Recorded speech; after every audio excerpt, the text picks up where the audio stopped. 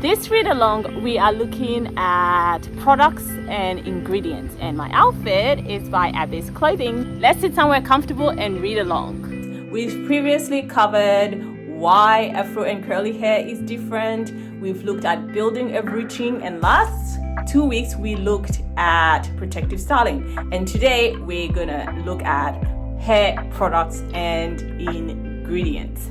And as usual, we start with a story. So this one takes me back to in the heydays of being natural. I'm loving learning all about ingredients and DIYs, and this particular DIY involved egg. Now, nobody warned me that it could be quite disastrous. So I went ahead and they said you can do a protein treatment with egg. So I went ahead, cracked some eggs, put it in my hair, and we know that when we want to do a treatment, we want to apply heat, right? Except this time you've got egg.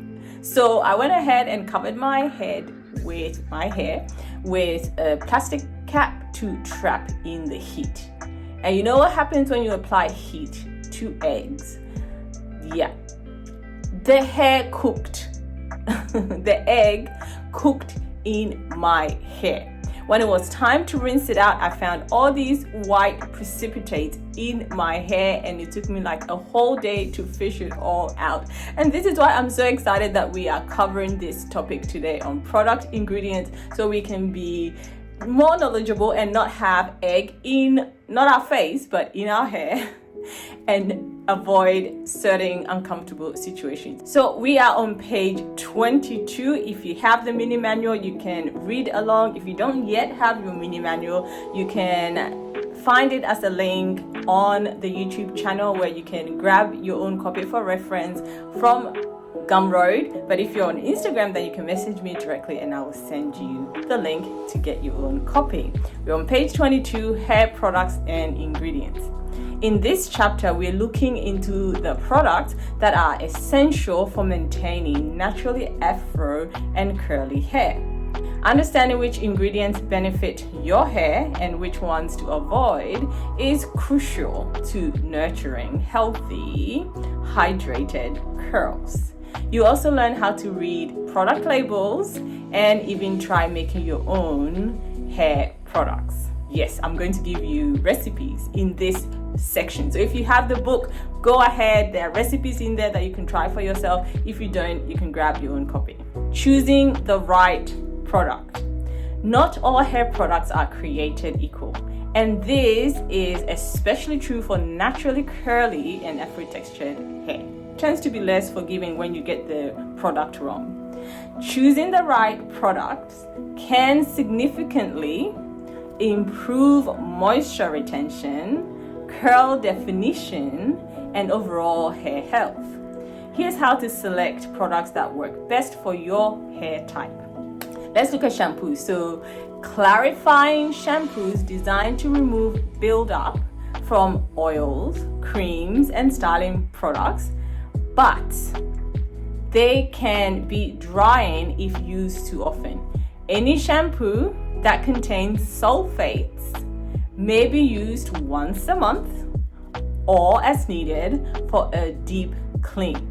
So African black soap, like we've got in our range, due to their high pH, can also be used as clarifying shampoos. So when we're talking about general sulfate-free shampoos, sulfates can strip natural oils from the hair, leading to dryness. A sulfate-free shampoo is gentler on curly and Afro-textured hair and helps preserve moisture. Co-washes. Co-washing or conditioner washing, which is when you're washing with a conditioner, is an excellent option for curly and Afro-textured hair as it cleanses without stripping moisture.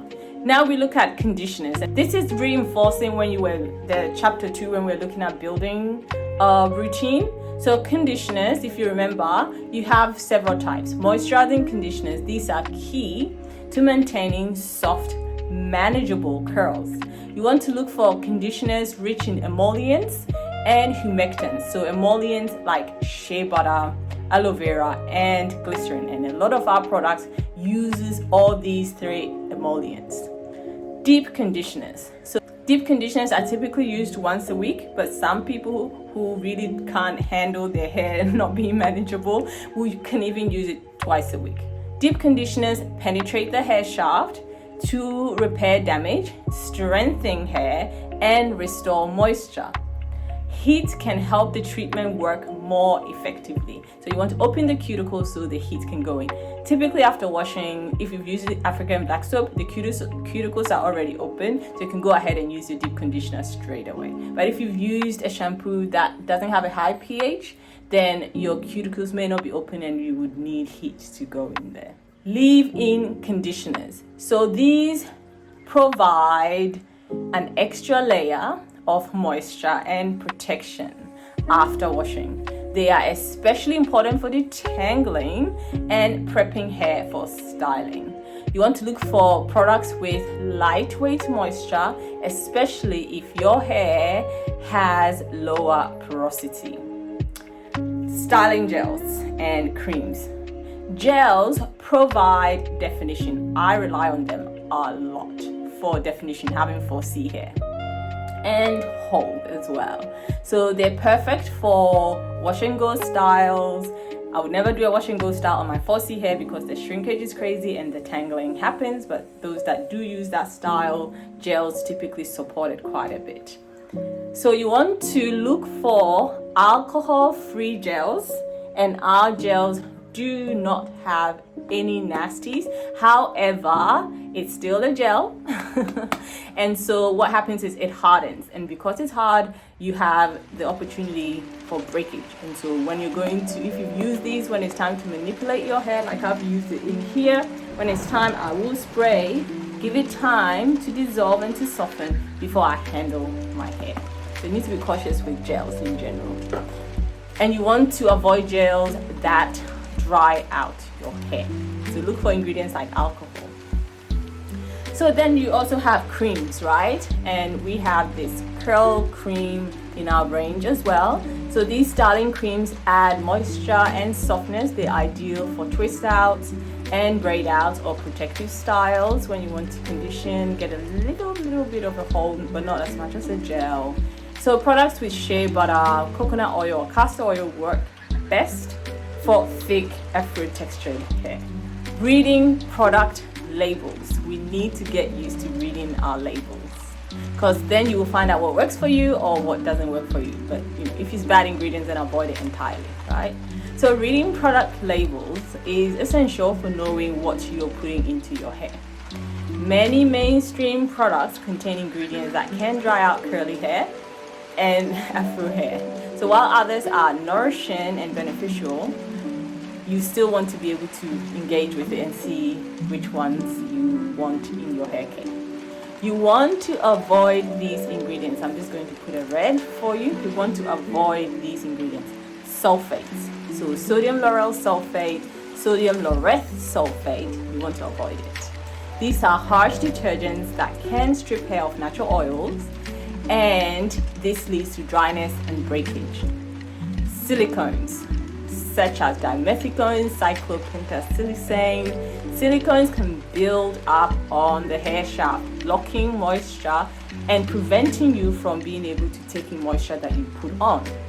So if I've used a silicone product 2 weeks ago, or several times when I have straightened my hair, I've used silicone-based products because they provide a barrier and they regulate the heat.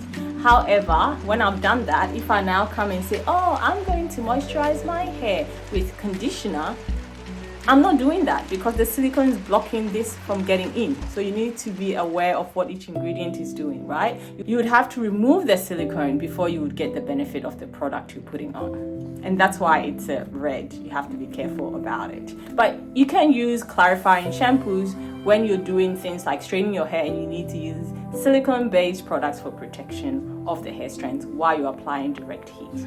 And so in general, you would want to look for water-soluble products. If that's an option for your styling, then that's the safest and preferred method, because it means when you go to wash it, it'll come out and allow you to get the benefit of subsequent moisturizing treatment. Parabens. So these may be written as methylparaben or propylparaben. These are used as preservatives. Parabens have unfortunately been linked to potential health concerns, including hormone disruption. So many people prefer to avoid them in personal care. We've got enough to worry about. So we might just avoid the ones that are controversial. And none of the any products uses parabens for that reason. Drying alcohols. It may be written as isopropyl alcohol or ethanol. So these alcohols evaporate quickly and can leave hair feeling dry and brittle. Some hand sanitizers have alcohols in them, and if they don't put emollients in them, you see that it's quite dry. So alcohol is just a drying ingredient. You shouldn't confuse it with when it's a conditioning product and it's a fatty alcohol, so you need to differentiate it. So if it's a fatty alcohol, then it's fine, it's actually nourishing, it's an oil. But if it's just ethanol or isopropyl alcohol, you don't want that.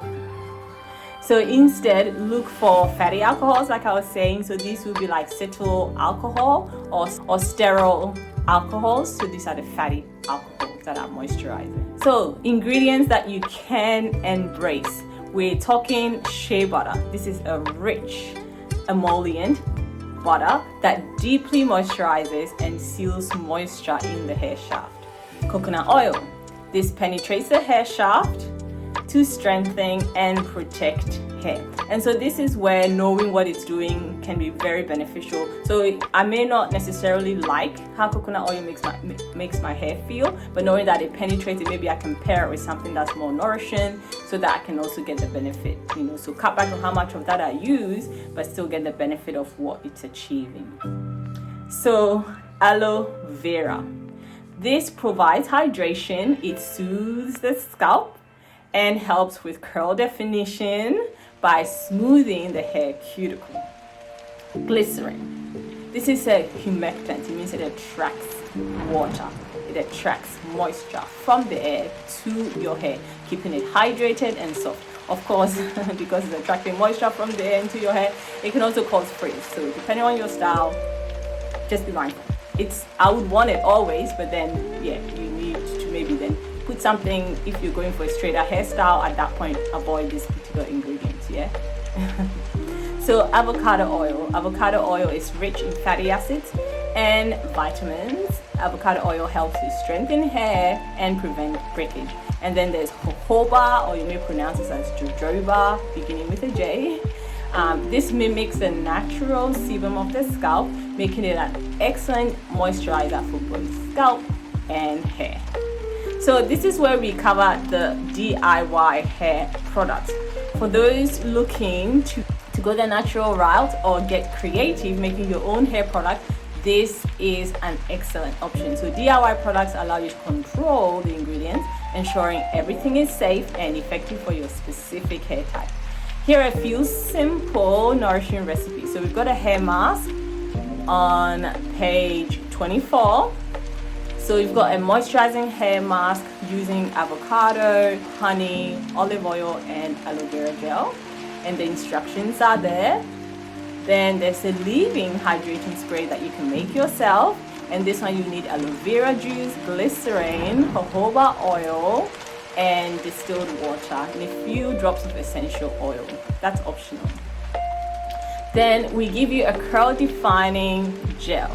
So here you're going to need flax seeds, aloe vera gel, water, and a few drops of essential oil once again. So let's look at customizing products for your hair type. The beauty of DIY and carefully choosing store-bought products is the ability to tailor them to your unique hair needs. Here are a few tips for customizing products based on hair porosity.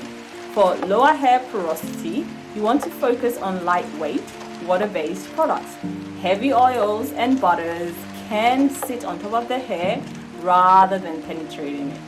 You want to use heat like a steam cap or hooded dryer to help deep conditioners penetrate the hair shaft more effectively.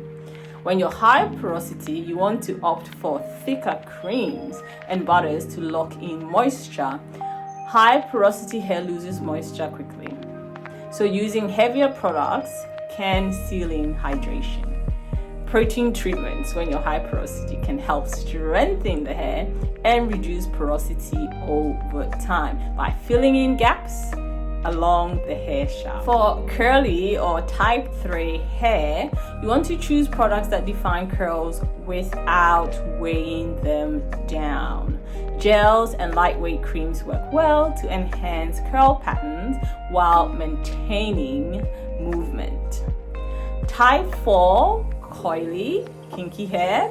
These ones can handle heavier creams, butters, and oils are essential to maintain moisture.